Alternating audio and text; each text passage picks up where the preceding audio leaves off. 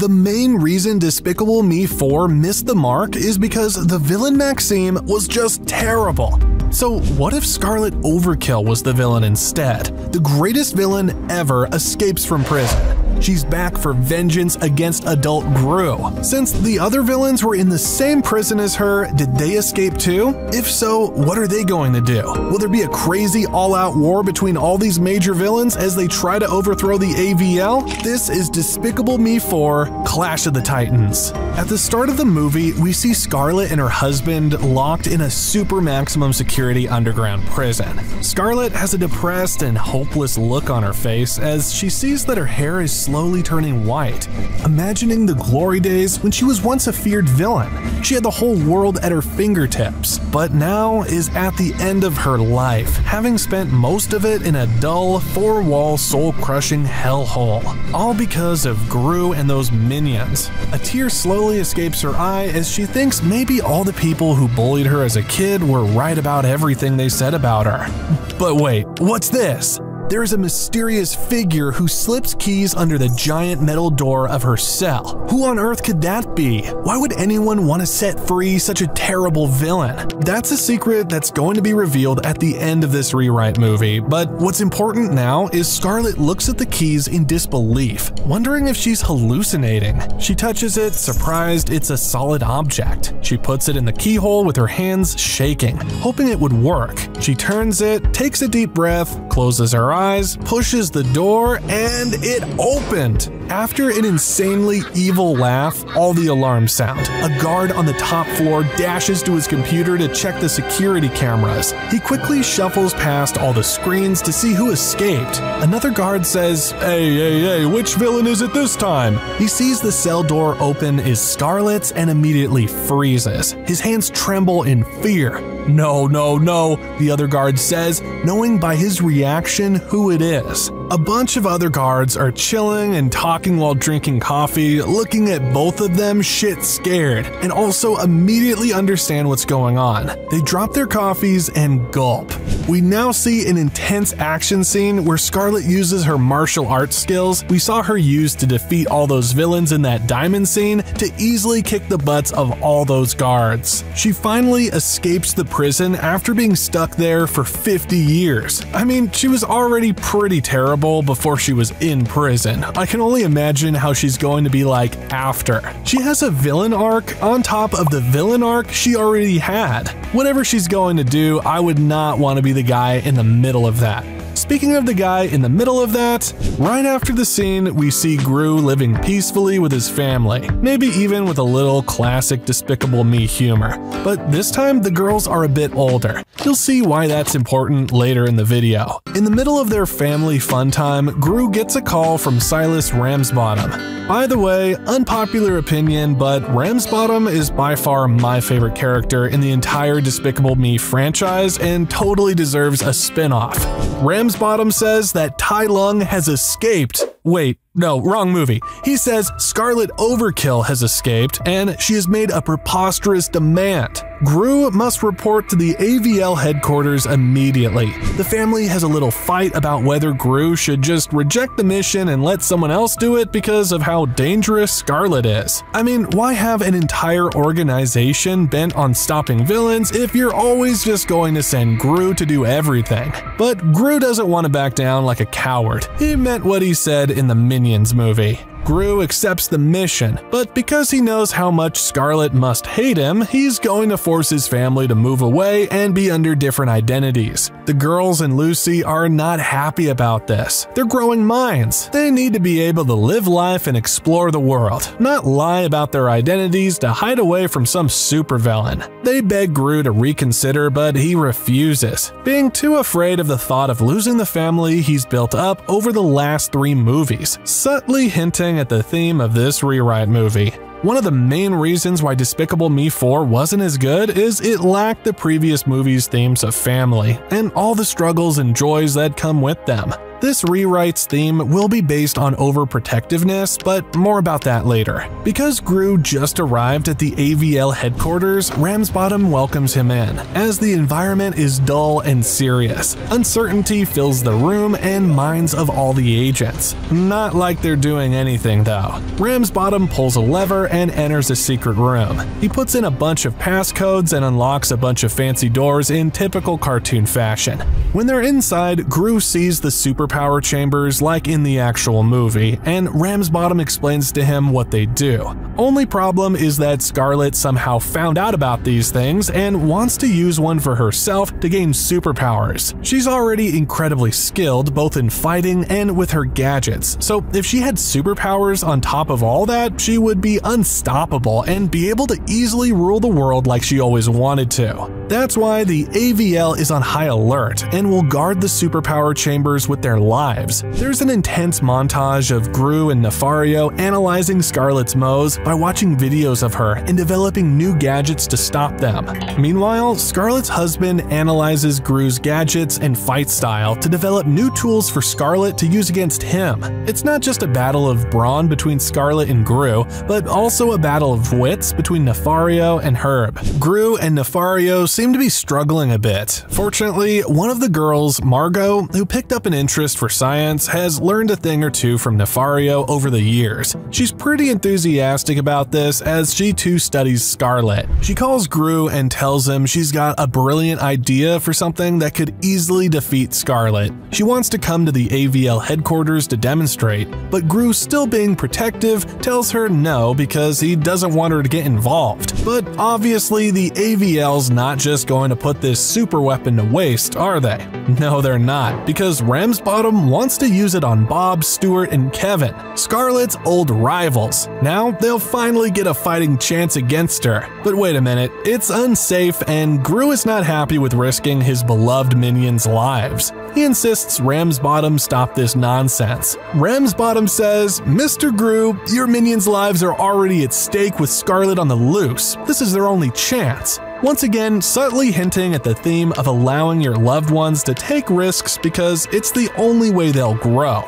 Also, by the way, Kevin, Stuart, and Bob are very similar to Margo, Agnus, and Edith. That could explain why Gru cares for them that much. But I'm the film fixer, not the film theorist, so I'll leave that one to the professionals. Gru eventually agrees to allow his 3 minions to enter the superhero chamber, a small sample and foreshadow of what Gru will have to eventually do with the girls. The minions successfully gain superpowers and the shenanigans of the training montage begins. Which leads me to the next section of the movie, the comedy. I can't have a Despicable Me rewrite without comedy, can I? Other than the minions' shenanigans that have been carrying the entire franchise, we now get that subplot with Lucy being the mom living with her kids in the new house with new identities, where instead of Gru, she is the one in all of the scenes having awkward interactions with the neighbor Perry Prescott. This creates a perfect balance that'll satisfy all audiences. Before I get to the juiciest part involving the return of previous Despicable Me villains and the war, let me explain what I mean by satisfy all audiences. This is both the reason and solution to Hollywood's movie quality decline. There are 2 types of movie watchers. One is the casuals who enjoy movies for cool effects, brainless humor, mindless action, etc. Then there are the critiques, who are not always actually critiques. They're just people who want more than fancy effects. They want well-written stories that move them emotionally and characters they can relate with. Despicable Me 4 greatly satisfied the casuals, but disappointed the critiques. When the critics said they didn't like it, the casuals got mad at them and think the critics are just snobs who can't enjoy kids' movies, and want to remove the casuals' enjoyment by taking out the goofy humor. But what the critics actually want is to keep the casuals' enjoyment the same, while also having deep emotional parts in addition, like the previous Despicable Me movies. It takes a skilled writer to satisfy both parties because it's easy to write down fancy effects and goofy humor. Anybody can do that, even 5-year-olds. Having deep emotional parts that are not at all entertaining is also super easy to do. That's why being able to do both in order for everyone to like the movie is what's actually hard and actually lacking in Hollywood today. So the perfect balance in this rewrite that would satisfy both parties is Lucy having comedic side plots along with the girls, another side plot of the minions training in a classic funny minion-y way. Meanwhile, Gru and Nefario have the more intense plot of trying to defeat Scarlet Overkill and protecting the superhero chambers. But these three aren't just random, going in their own separate directions. They're tied together by the story glue, known as theme. The jokes with the girls and Lucy are specifically centered around the problems Gru has created for them, living the lives of their new identities, like Lucy's new job in the movie, or the new activities the girls will have to do. Buried under all that humor is the consequences of Gru's overprotectiveness. Margo also keeps calling Gru, trying to get him to listen. Meanwhile, in Gru's plot, Gru keeps making up his classic Gru excuses for not allowing her to help and passively avoiding the topic, all while keeping this a secret from Nefario, who will probably want Margo to help. Gru is also not a big fan of having his three beloved minions, Kevin, Stuart, and Bob, trying to defeat someone clearly much more powerful than them, once again tying to the theme. And to connect them to the girls, some minions might occasionally follow them around and be like comedic guardian angels with superpowers, leading to even more minion jokes. And that, my friends, is how you write a story. Take notes, Hollywood. But, of course, no story is complete with just its plot alone. Every good storyteller knows a plot must advance and complicate, leading me to how the previous despicable villains return. Scarlet Overkill starts to create chaos by robbing banks, etc. to lure Gru out so she can force him to reveal the location of the AVL headquarters, probably by using the hypnosis helmet. Even though the minions are ready and want to tag along, Gru says he should fight her himself. After a few cool cartoony action scenes with Scarlet Overkill and Gru, like Scarlet using her laser gloves and Gru deflects it with a mirror shield Nefario gave him, Gru throws a reversal for her anti-gravity potion, allowing her to float, but Gru's reversal goes terribly wrong and both Scarlet and him are stuck flat on the floor because of the extreme gravity, as they slowly and comedically crawl to fight each other like babies, a typical Despicable Me fight scene. When the potion wears off, we can see an epic scene where Gru fires his freeze ray and Scarlet fires her new and improved lava lamp gun. Both of the substances clash against each other. Eventually, after more action scenes and a lot of fighting, Scarlet and Gru are at a stalemate. Neither are able to overpower the other, so Scarlet now gets an idea. If Gru's not willing to let his minions help him, Scarlet can be the one to call in reinforcements. That's why she hops to different maximum security prisons to free the other Despicable Me villains. Vector, El Macho, and Baltazar Brat are all back. The entire AVL breaks into panic as the three most powerful villains they've spent so much effort capturing are now all free and bent on destroying the entire organization and ruling the world. Imagine what would happen if all three of those villains got superpowers. Not a single country in the world would even think twice before raising the white flag. For the first time in history, world order is at stake. They were barely able to stop each one separately. How are they going to stop all of them together and Scarlet on top? Things are not looking good for Gru and the AVL. You would think that by now, Gru would be willing to take help from the girls and the minions. Funny story about that. Nefario eventually finds out that Gru is talking to Margo, and Margo says she figured out a great idea to defeat Scarlet, but Gru isn't letting her. Nefario insists that she be brought over to the headquarters. It's our only chance. Gru is thinking about it, and he's about to say yes, but the conveniently placed TV with the news channel on shows the terrifying rampage all the new villains are on, destroying everything in sight. Gru imagines one of his girls and minions being in the middle of that and immediately makes up his mind. He's decided to play the lone hero, wanting to sacrifice himself by fighting all the villains alone so that none of his loved ones suffer. Dr. Nefario sighs, and Gru gets ready for what could be his final battle. Nefario begs Gru one last time to take some help. He doesn't want Gru to die, but Gru reminds him that this is a PG-rated movie and characters don't die. When Gru arrives to fight all his previous villains, he loses.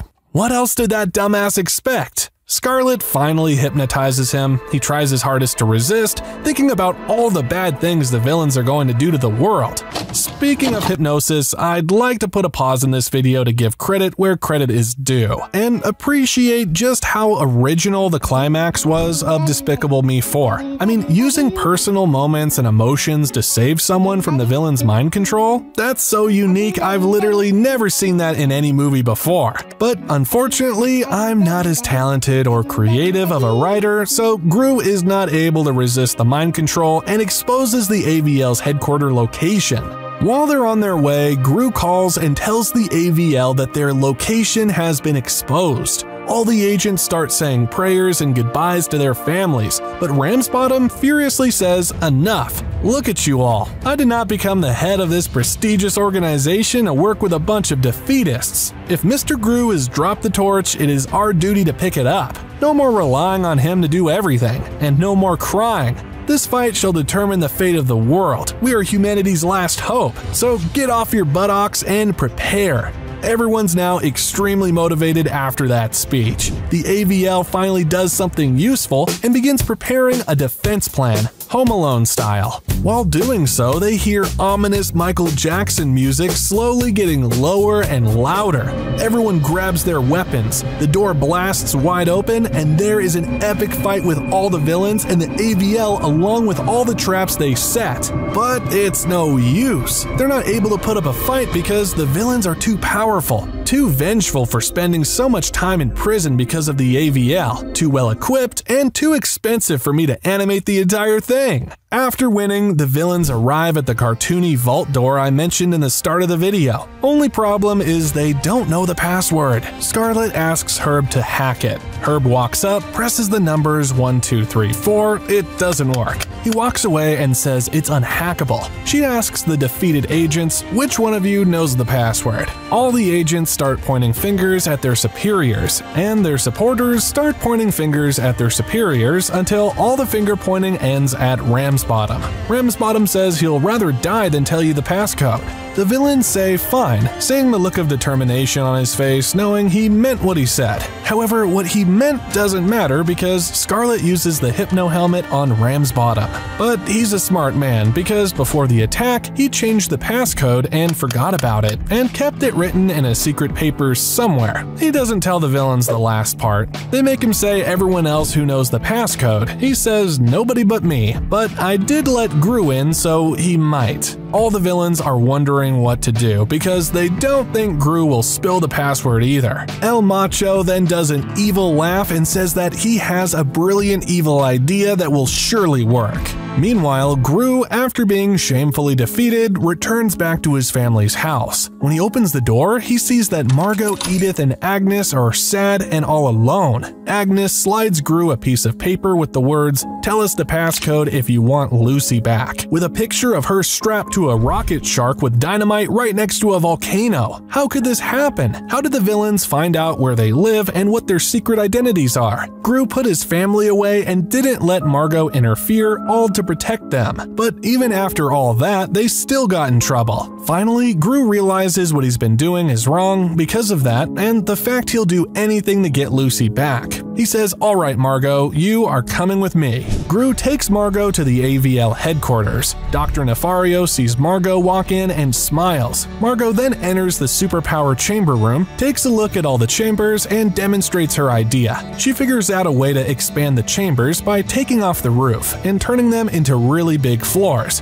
allowing a lot, if not all of the minions to get on and get superpowers all at once. They can't give the superpowers to everyone without doing this by taking turns because they have a limited amount of resources, good for only 1 or 2 more uses. Once she says the idea, everyone looks at Nefario. After suspenseful silence, Nefario slowly nods his head, admitting that it can work and is a good idea. Then everyone looks at Gru. Is he willing to allow all of his beloved minions to risk their lives like this? The conveniently placed TV once again turns on and shows the news report of all buildings the villains have wrecked, and all the news reporters talk about how deadly these villains are. Gru once again begins to hesitate, but Bob, one of the three main minions, holds Gru's hand and says in English, "Please, Gru, let us." Everyone is shocked. Did the minion actually talk? Not just in gibberish or in just one word. The minion, for the first time in the franchise, actually spoke a real sentence.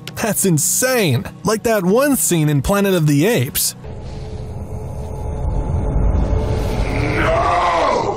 Now, Gru has to agree, and he finally does, overcoming both parts of his flaw, allowing Margo to take a risk to help and allowing the minions to risk their lives as well. Now, things are getting super crazy and climactic. All the minions step on the superpower floor. Gru is the one to flip the switch. After even more suspenseful silence, it works. The minions all have superpowers. Now comes the finale of the entire Minions franchise. Gru and all his superpowered minions versus Scarlet Overkill and all her villains. This is great because the series is special and revolves around the minions, but they're rarely ever more than just comedic relief. So having them play a big part in the finale would give them justice.